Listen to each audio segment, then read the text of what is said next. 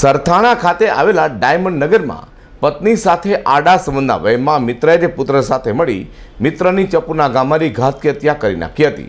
તો બનાવ લઈને સરથાણા પોલીસે તપાસ હાથ ધરી હત્યારા પિતા પુત્રને ઝડપી પાડ્યા છે. સુરતમાં ઘણા સમયથી કાયદો અને વ્યવસ્થાની સ્થિતિ કથળી રહી છે, ત્યારે સરથાણા વિસ્તારમાં હત્યાની ઘટનાને અંજામ અપાયું છે. વાત એમ છે કે સરથાણા ખાતે આવેલા ડાયમંડ નગરમાં રાજુ શાહુ નામના યુવાની તેના જ મિત્રએ પુત્ર સાથે મળી ચપ્પુના ઘા ઝીકી ઘાતકી હત્યા કરી હતી. રાજુ શાહુની હત્યા કરનાર તેના જ મિત્રને રાજુ શાહુના તેની પત્ની સાથે આડા સંબંધ હોવાનું વહેમ હોય, તેના કારણે તેની ચપ્પુના ઘા ઝીકી ઘાતકી હત્યા કરી દેવાઈ હતી.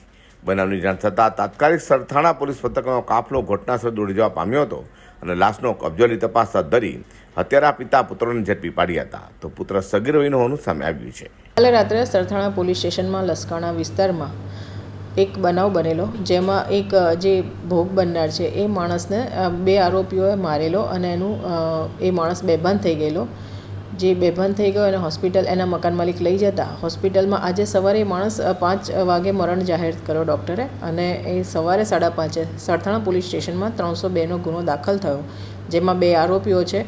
અને જે ગુનાની વિગત જોઈએ તો જે મરણ જનાર છે રાજુ શાહુ કરીને, એને આરોપી જે છે હોશિયાર શાહના, એની વાઈફ સાથે અફેર હોવાનું જે માણસ છે, મતલબ આરોપી છે, એને એવો વહેમ હતો કે એની પત્ની સાથે એના મિત્રને આડા સંબંધ છે, જેનો વહેમ રાખીને એણે એના ઘરે, જે ગઈકાલે રાજુ એના ઘરે સવારે 10 વાગે આવ્યો હતો, તો રાતના એને કોઈ તીક્ષ્ણ પદાર્થ છે એનાથી મારીને એને બેભાન કરી દીધો અને હોસ્પિટલ એડમિટ કર્યા, તો સવારે માણસ મરણ ગયેલો. આવી રીતે એને મર્ડર કરેલું.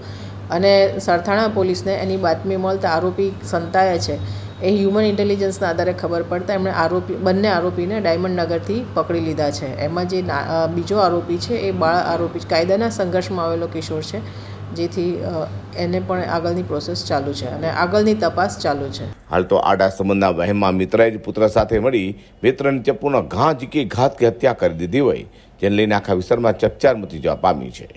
અઝર કુર્સી સાથે હર્ષદ સેઠા.